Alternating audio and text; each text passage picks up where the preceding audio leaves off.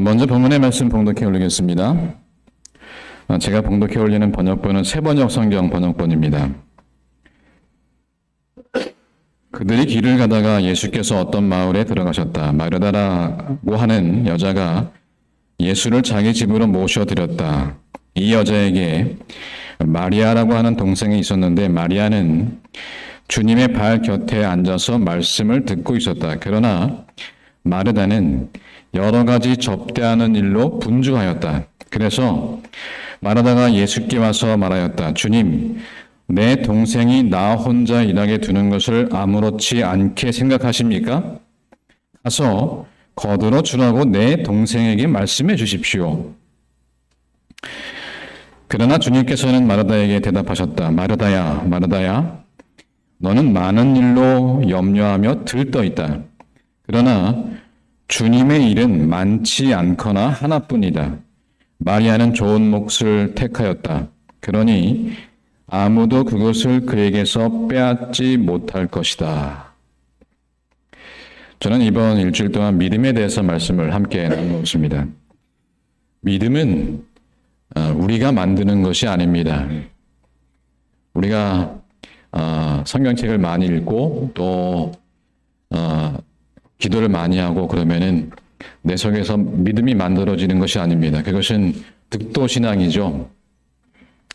믿음은 하나님께서 우리에게 선물로 주시고 또 그것을 만들어 주시는 것입니다. 그래서 히브리서 12장 2절에는 믿음의 창시자요 그것을 온전케 하시는 예수를 바라보자. 예수님께서 그 믿음을 우리에게 만들어 주시고 또 그것이 자라도록 성장하도록 우리를 인도하시는 분이십니다. 오늘 본문의 말씀을 보면은 우리가 예수님을 바라본다는 것이 어떤 것인가, 또 예수님을 영접하는 것이 어떤 것인가를 말씀해 주고 있습니다. 여기 38절 말씀에 예수님께서 어떤 마을에 들어가셨다라는 말씀으로 오늘 본문의 말씀이 시작됩니다. 예수님께서 어떤 마을에 들어가셨다라고 하는 것은 그곳에 예수님을 필요로 하는 사람들이 있다는 것입니다. 요한복음 4장 5절에 보시면은 예수님께서는 사마리아에 있는 수가라는 마을로 들어가셨습니다. 예수님께서 수가라는 마을에 왜 들어가셨을까요? 예수님께서는 그곳에 당신을 필요로 하는 사람이 있었기 때문에 사마리아 여인을 만나시기 위해서 들어가셨습니다. 이 요한복음 4장 1절을 이렇게 말씀이 시작됩니다. 예수께서 제자를 삼고 침례를 베푸시는 것이 요한보다 많다 하는 말을 바리새인들이 들은 줄을 주께서 아신지라. 요한복음 4장은 어떻게 시작하는가 하면은 주님께서는 아신다로 시작합니다. 그러니까 주님께서는 사마리아 여인의 마음도 알고 계신 것입니다. 예수님이 모든 것을 아시고 그 마을에 들어가신 것입니다. 주님은 저와 여러분의 속사정을 다 알고 계십니다. 여러분의 생각과 여러분의 상황들을 그분은 다 알고 계십니다. 그리고 여러분 마음 가운데에 주님을 필요로 하는 것을 주님께서는 아신다는 것입니다. 시대소망 479페이지에 예수께서는 우리를 개인적으로 아시며 우리의 연약함을 동정하신다. 그는 우리를 모두 이름대로 아신다. 그는 우리가 살고 있는 집과 각 거주자의 이름을 아신다. 예수님은 저와 여러분의 마음이 주님을 바라보는 그 마음을 다 아시는 분이십니다. 누가복음 19장에서 여리고에 예수님께서 들어가십니다. 삭개오의 예수님을 바라보는 그 믿음을 아시기 때문에 그를 만나시기 위해서 들어가신 것입니다.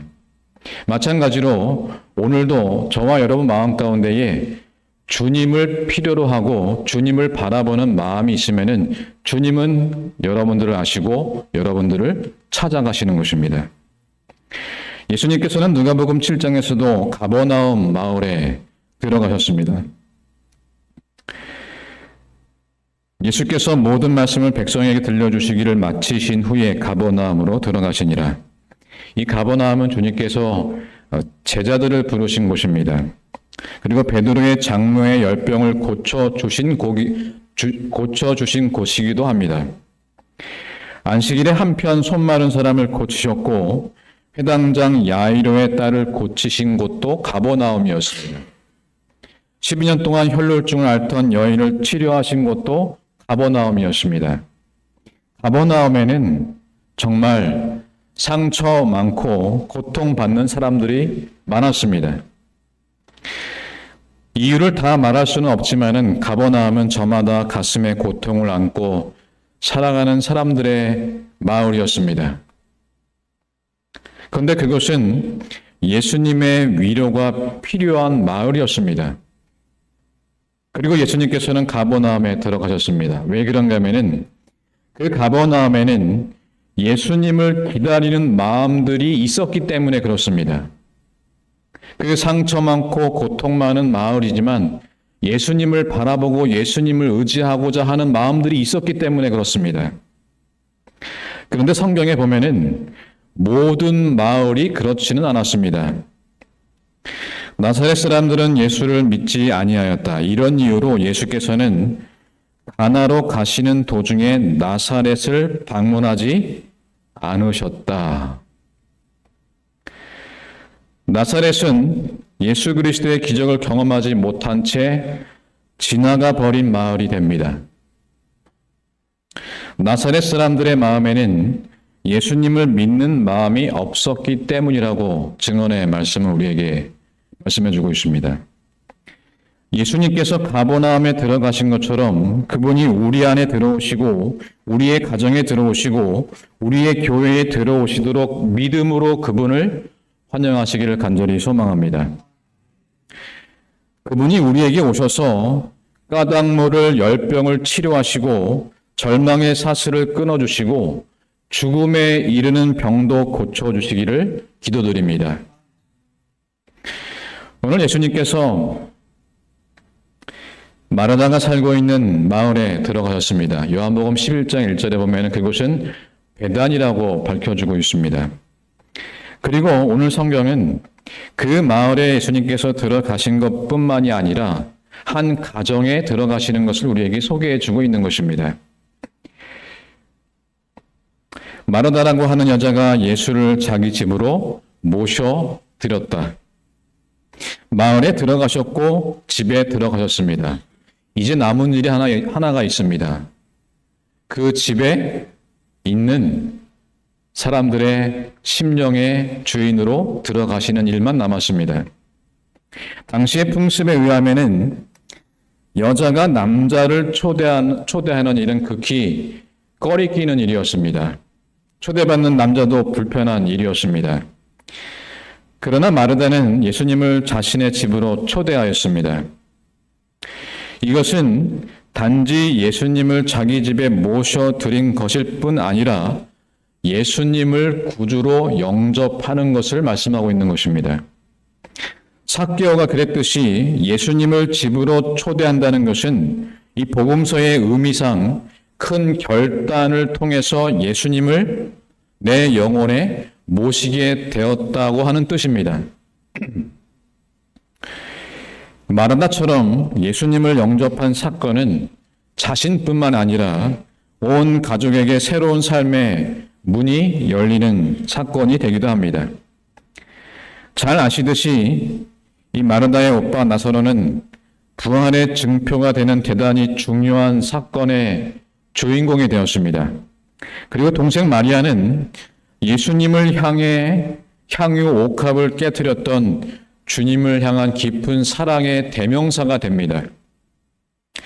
갈릴리 사람인 예수님이 이 타지인 예루살렘에 오셨을 때마다 묵었던 곳이 바로 이 마르다의 베다니의 집이었습니다.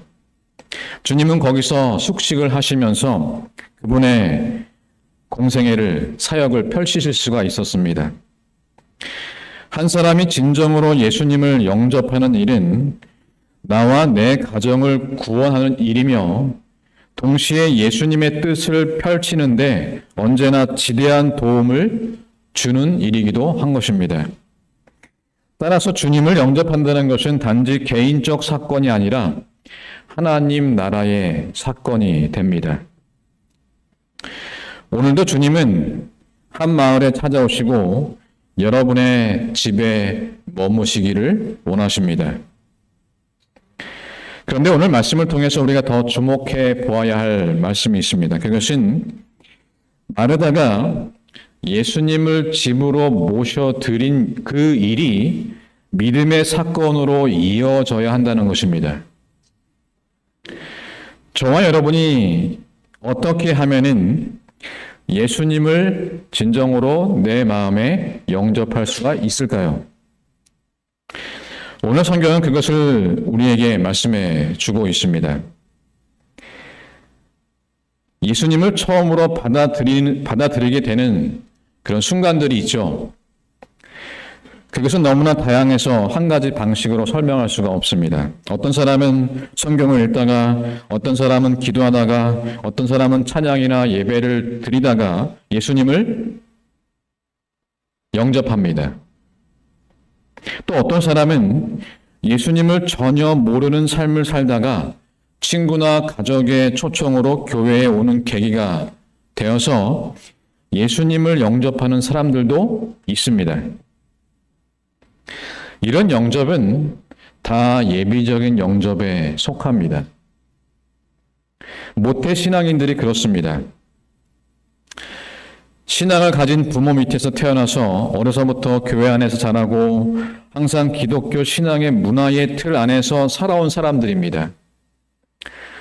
이들에게는 주님을 영접한다는 말이 참 어색합니다. 늘 신앙적인 분위기 속에서 살아온 탓에 오히려 주님을 영접하는 체험적인 신앙의 계기를 찾지 못하는 경우도 많습니다. 그래서 의외로 모태신앙인들이 하나님을 향한 믿음에 대해서 확신이 부족한 경우가 많이 있습니다. 하지만 그들은 밋밋하게 신앙생활을 해왔을지는 모르지만 자기도 모르는 사이에 예수님을 예비적으로 영접한 상태입니다. 신앙적인 경험이나 구원에 이르는 믿음 없이 그냥 교회에 꾸준히 다니는 분들도 계십니다. 본인의 입으로 예수님을 구주로 고백한 적도 없고 그리스도인이라고 말하지도 않고 스스로 믿음이 있다고 생각하지도 않습니다. 그러나 교회라는 울타리를 떠나지도 않습니다. 다 예비적으로 예수님을 영접한 상태입니다. 그러다가 교우들과의 관계가 소원해지면은 교회를 당분간 떠나 있기도 합니다. 그것은 교회나 교우들 간의 문제가 아닙니다. 그것은 예수님과의 관계의 문제인 것입니다. 아직 예수님을 실제적으로 영접한 게 아니에요. 그냥 울타리 안에 있는 것뿐입니다. 우리말에 소원해지다라는 말이 있습니다.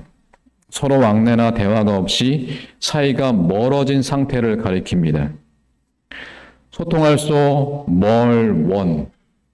따라서 소원하다는 것은 소통이 없이 멀어져 있다는 것을 의미합니다. 예수님과의 관계가 소원한 상태, 예수님을 예비적으로 영접한 상태, 그 관계는 매우 불안한 관계입니다. 그래서 어렵게 교회에 나온 사람들 중에서 다시 쉽사리 교회를 떠나는 사람들도 많이 있습니다. 어떤 특별한 계기를 통하여서 주님을 영접한 사람들 중에도 많은 사람들이 그저 과거의 영적인 체험만 붙들고 살 뿐 더 더 깊고 풍성한 은혜를 누리지는 못합니다. 다 예비적인 상태에 머물러 있는 것입니다. 이 밋밋한 모태 신앙인들이나 그냥 교회 다니는 사람들도 교회 생활을 할 뿐 신앙 생활은 하지 않습니다. 교회 문화와 연결되어 있을 뿐 영적인 삶은 살지 않습니다. 예비적인 상태이기 때문에 그렇습니다.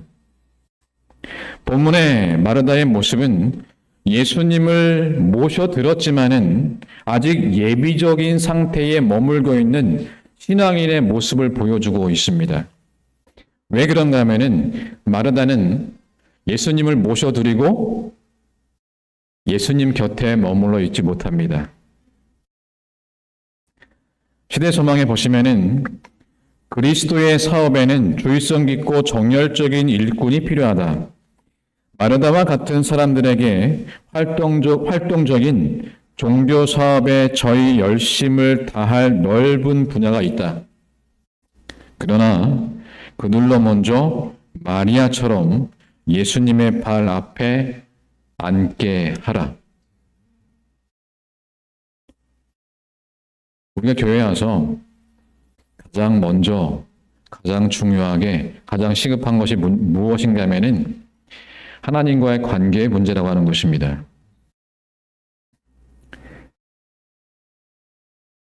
웬일인지 예수님을 예비적인 영접에 머물러 있는 사람들은 영적인 호기심, 좋은 인상, 나쁘지 않은 마음, 그 수준에서 더 나아가지를 않습니다. 그냥 좋은 사람에 머물러요. 마르다의 모습이 그 점을 우리에게 잘 보여주고 있습니다. 마르다는 주님을 집으로 초청했지만은 주님 곁에 머물러 있지를 못합니다. 사실 예수님은 지금 혼자가 아니시죠. 적어도 12명의 제자들이 곁에 있었고 틀림없이 그보다 더 많은 일행들이 주님을 따라왔을 것입니다. 그들을 대접하는 일은 결코 작은 일이 아니었고 중요한 일입니다. 많은 시간과 에너지를 쏟아야 하는 일이었습니다. 누군가 해야 할 일이었습니다. 그래서 마르다는 너무나 분주했습니다. 그런데 동생이 도울 생각은 안 하고 한가롭게 예수님 곁에 앉아 있는 것을 본 것입니다. 빨리빨리 움직여서 눈치껏 일을 해야 되는데 예수님 곁에 앉아서 말씀만 듣고 있거든요. 마르다는 지금 예수님께 관심을 집중하지 못하고 손님 접대하는 일로 염려하고 있습니다. 그러다가 이 마르다는 속이 너무 상하고 화가 났어요. 그래서 이렇게 예수님께 말을 합니다. 그러나 마르다는 여러 가지 접대하는 일로 분주하였다. 그래서 마르다가 예수께 와서 말하였다. 주님, 내 동생이 나 혼자 일하게 두는 것을 아무렇지 않게 생각하십니까? 가서 거들어 주라고 내 동생에게 말씀해 주십시오.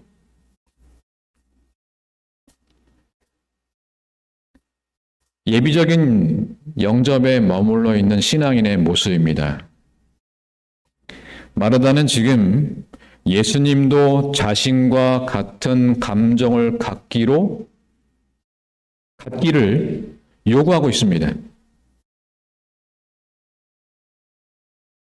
뿐만이 아니라 예수님께 어떻게 행동하라고 지시까지 합니다.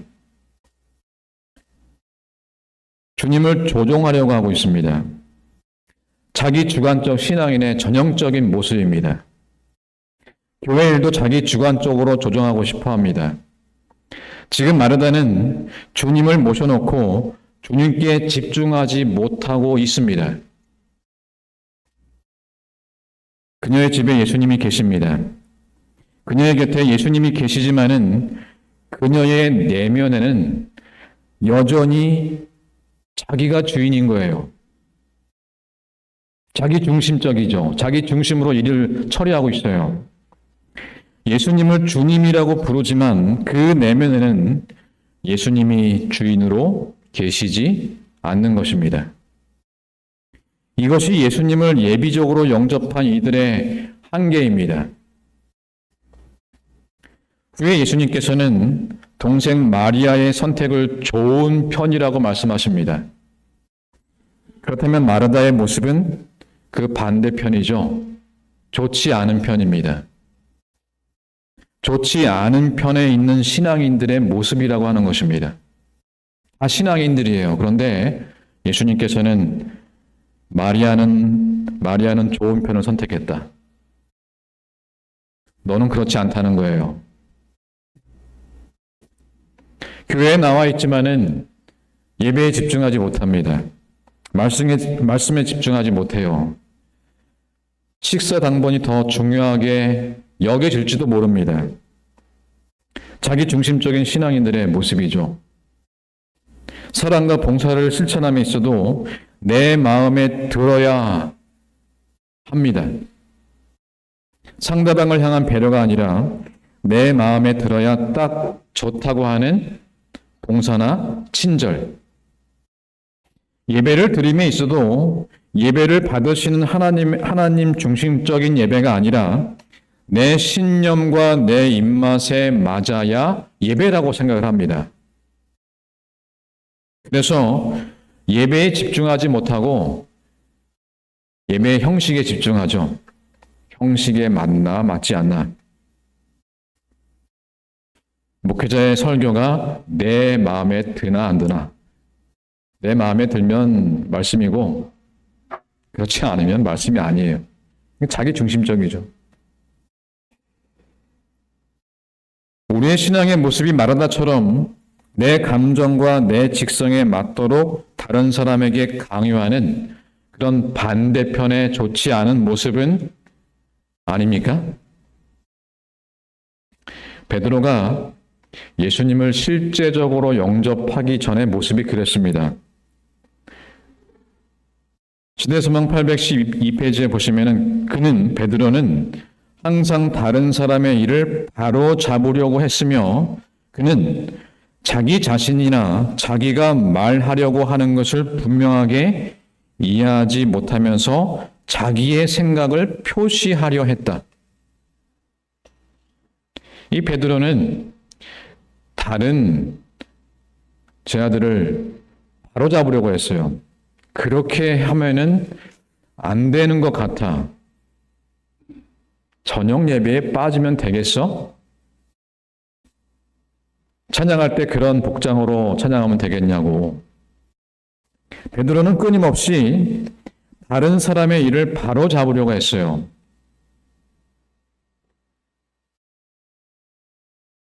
그 모습이 바로 예비적 신앙인의 모습입니다. 어떻게 하면 좋을까요?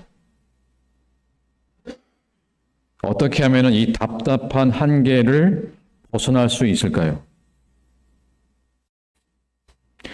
저는 전형적인 모태 신앙인입니다.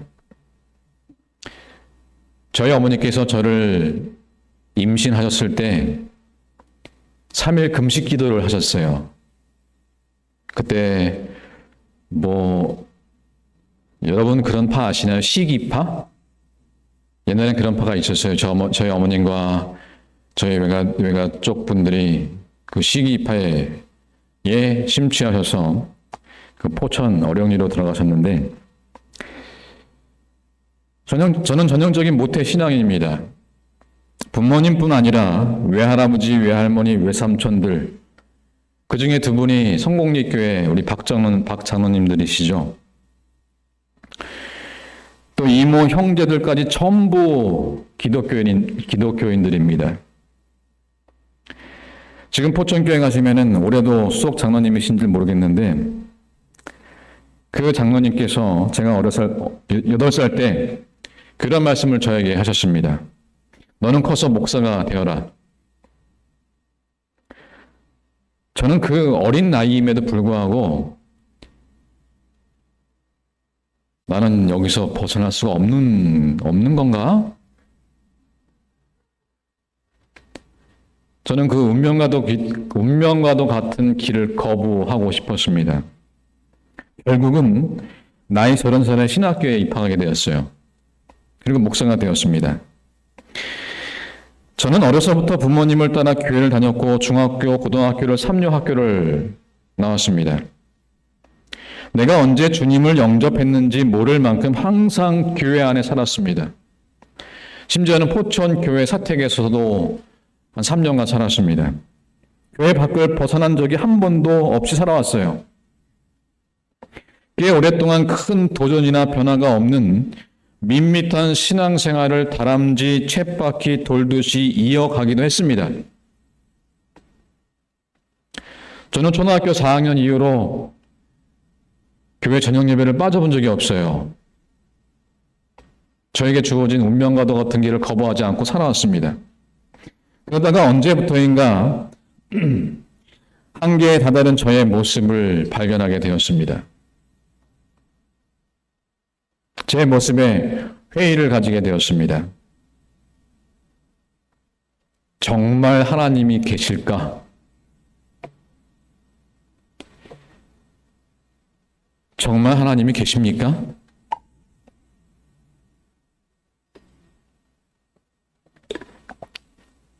여러분들은 그렇게 생각하십니까? 정말 하나님이 계신가? 내가 예수님을 만났는가? 결국 기독교 신앙이라고 하는 것은 내가 진정으로 주님과 함께 사는가? 그것입니다. 예수님과 그 일행을 극진히 대접하는 일은 정말 귀한 일입니다. 교회를 나오고 교회 생활에 잘 적응하고 교회 일을 열심히 하는 일도 중요하지만 그보다 더 중요한 일이 있다는 것을 오늘 성경은 우리에게 말씀해주고 있는 것입니다. 교회의 교리를 수호하는 일, 누군가를 돕는 일, 봉사하고 선교하는 일도 참 소중하지만 그보다 더 중요한 일이 있습니다. 목사로서 설교를 잘하고 목회를 잘하는 것도 복된 일이지만 그보다 더 중요한 일이 있다고 하는 것입니다. 내 안에 주님을 모시고 주님과 함께 사는 일, 내가 주님을 실제적으로 영접하며 주님과 함께 동행하며 사는 그 일, 이것이 예수님을 실제로 영접하는 일입니다. 예수님은 마르다에게 말씀하십니다. 마르다야, 마르다야, 너는 많은 일로 염려하며 들떠 있다. 그러나 주님의 일은 많지 않거나 하나뿐이다. 마리아는 좋은 몫을 택하였다. 그러니 아무도 그것을 그에게서 빼앗지 못할 것이다. 쉬운 성경은 이렇게 번역을 하였습니다. 마르다야, 마르다야, 너는 너무 많은 일 때문에 걱정하며 안절부절하는구나. 주님 앞에 나와서 말이죠. 그러나 필요한 일은 오직 한 가지뿐이다. 마리아는 그 좋은 쪽을 선택했으니 빼앗기지 않을 것이다. 저와 여러분에게 필요한 일은 오직 한 가지뿐입니다. 그리고 마리아는 그 한 가지를 선택하였고 빼앗기지 않을 것이라고 말씀하고 계십니다. 만약 저와 여러분이 자기 중심적인 신앙의 한계점에 있다고 한다면 아직 예비적인 영접, 그 상태에 머물러 있다고 한다면 우리에게 필요한 일 그 한 가지 일을 해야 하는 것입니다. 그 일이 무엇인지 여러분들은 아실 것입니다. 참으로 예수님을 영접하고자 한다면 우리에게 꼭 필요한 한 가지 그 일을 해야 하는 것입니다. 예수님께서는 그 중요한 한 가지 일을 좋은 편이라고 말씀하고 계십니다. 마리아가 선택한 우리에게 꼭 필요한 그 한 가지 일, 성경은 오늘 우리에게 그 한 가지 일을 이렇게 말씀해 주고 있습니다. 그에게 마리아라는 동생이 있어 주의 발치에 앉아 그의 말씀을 듣더니, 오늘 성경은 우리에게 꼭 필요한 오직 한 가지 일, 우리가 반드시 놓치지 말아야 할 신앙의 본질을 말씀해 주고 있습니다. 마르다의 동생 마리아의 태도를 말씀하고 있는 것입니다. 마리아가 한 일은 주님의 발 곁에 앉아 말씀을 듣는 일이었습니다. 마리아는 세상에서 가장 값진 보석보다도 자기의 더 귀중한 말씀, 곧 예수님의 입술에서 흘러나오는 귀중한 말씀을 그의 심령에 채우고 있었습니다. 바로 그 일이 예수님이 인정하신 하나뿐인 주님의 일이며 마리아가 선택한 좋은 몫이었습니다. 주님 곁에 있는 것, 그리고 주의 말씀을 듣는 것, 이것이 우리가 신앙인으로서 그 어떤 일보다 우선하는, 놓쳐서는 안 되는 본질이라고 하는 것입니다. 여러분, 그동안 믿음의 확신은 없지만은 그래도 성실하게 교회 생활하려고 애쓰셨다고 한다면은 그것도 참 귀한 일입니다. 하지만 이제 거기에만 머물지 마시고 조금 더 주님 곁에 머물고 주의 말씀에 귀를 기울이시지 않으시겠습니까? 그동안 모태신앙인으로 말씀에 대한 체험적 신앙의 모습은 없었지만 꾸준히 기독교인으로 살아오셨다고 한다면 그것도 참 소중한 일입니다. 그러나 더 적극적으로 주님과 함께 사는 생활, 주의 말씀을 묵상하는 생활을 하시지 않으시겠습니까? 저는 서울 36 중고등학교를 졸업할 때까지 어머님은 저를 완전 채식주의자로 키우셨습니다. 그래서 제가 고등학교 졸업할 때까지 먹은 고기가 멸치 4개였어요. 멸치 4개. 제 사촌 동생들이 형 이거 먹어봐. 그게 뭔지 모르고 먹어봐. 근데 그게 멸치였어요. 저는 가장 행복한 날이 안식일 오후였습니다. 그날은 제가 집에 가서 어머님은 교회를 바쁘시기 때문에 제가 집에 얼른 먼저 가서 라면을 끓여 먹을 수 있는 날이었거든요. 어머님은 저를 그렇게, 초등학교 때는 아버지 김치와 저의 김치가 달랐어요. 저는 배추김치랍니다. 그게 뭐죠? 백김치. 아버지는 색깔 있는 김치. 제 콩나물에는 고춧가루가 안 들어갔어요. 그런데 고등학교를 졸업하고 재수, 삼수 하면서 그 2년 동안 저는 어머님이 20년 동안 저를 키우시면서 가르쳐 주시지 않은 모든 것을 배우게 되었습니다. 저는 먹지 말라고 하신 모든 것들을 먹었어요.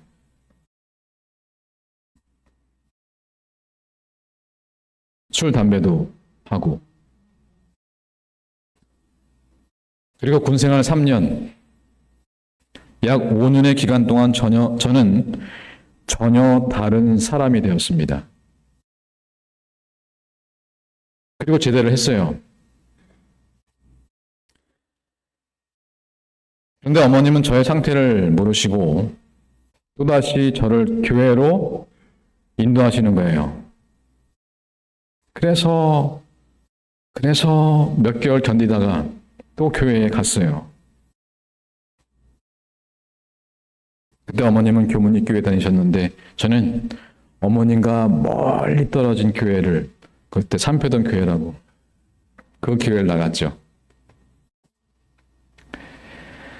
세상의 청년들과 똑같이 살면서 또 교회 나가니까 또 교회에서는 청년회장, 청년 집사의 직책을 주었습니다.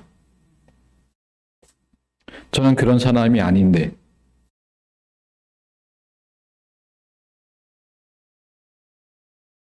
교회 가면은 성실한 교회 청년이었고, 교회를 나서면은 다른 친구들하고 똑같았어요. 이중 생활을 하는 거죠.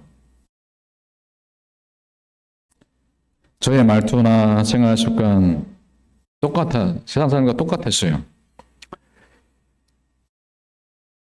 근데 그게 너무 힘들었어요. 그래서 어머니께 고백을 했습니다. 어머님, 이대로는 더 이상 교회에 나갈 수가 없습니다. 교회를 떠나든지 예수님을 만나든지 둘 중에 하나를 제가 이제 선택을 해야겠습니다.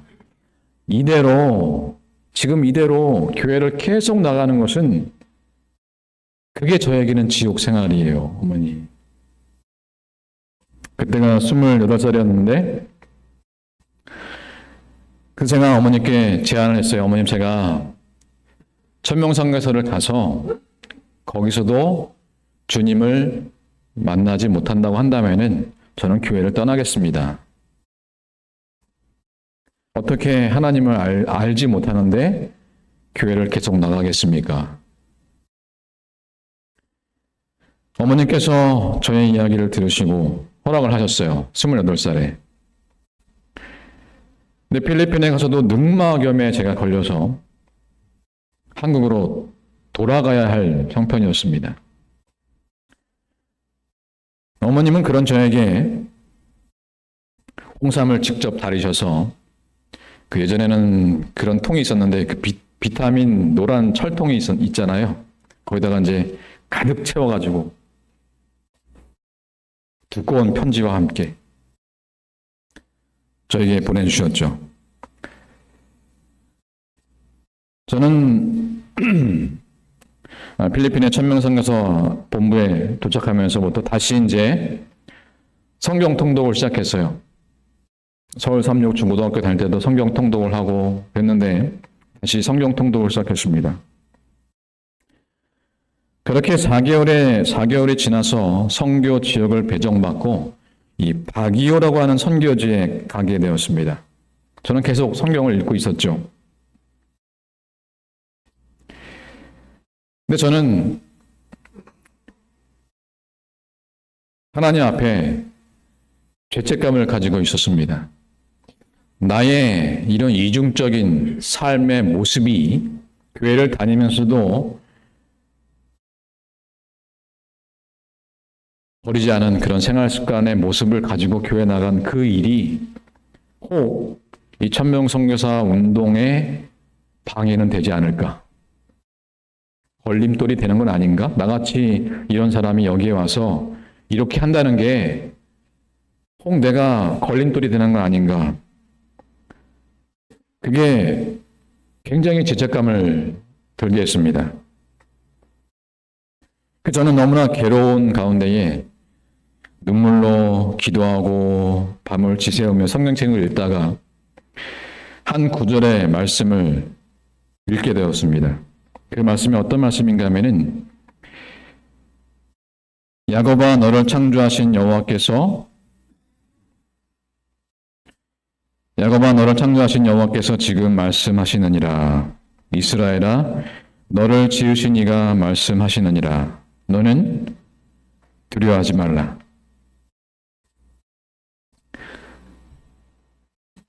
내가 너를 구속하였고 내가 너를 지명하여 불렀나니 너는 내 것이라. 처음으로 성경 말씀 저편에 누군가 계시다는 것을 알게 되었습니다. 너는 내 거야. 너는 내 거야라고 말씀하시는 그분을 향하여서 믿음의 눈을 뜨게 된 것입니다. 저는 이 말씀에서 예수님을 만나게 되었습니다.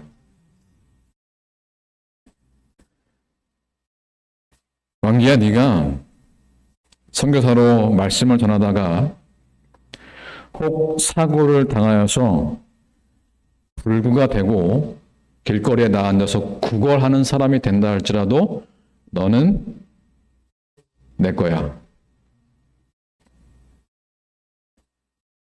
내가 너를 결코 빼앗기지 않을 것이다.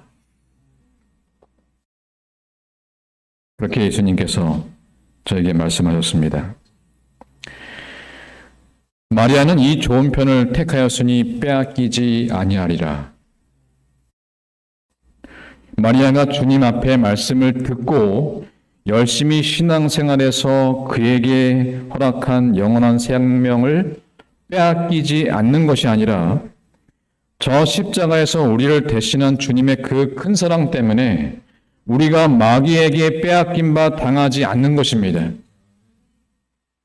주님은 우리를 결코 빼앗길 마음이 없어요. 우리가 주님을 택한다면 말이죠. 우리가 믿음의 편을 택한다면 말이죠. 주님께 시선을 돌린다면 말이죠. 여러분이 이 좋은 편을 택하신다면은 주님은 결코 여러분을 빼앗기지 않으실 것입니다.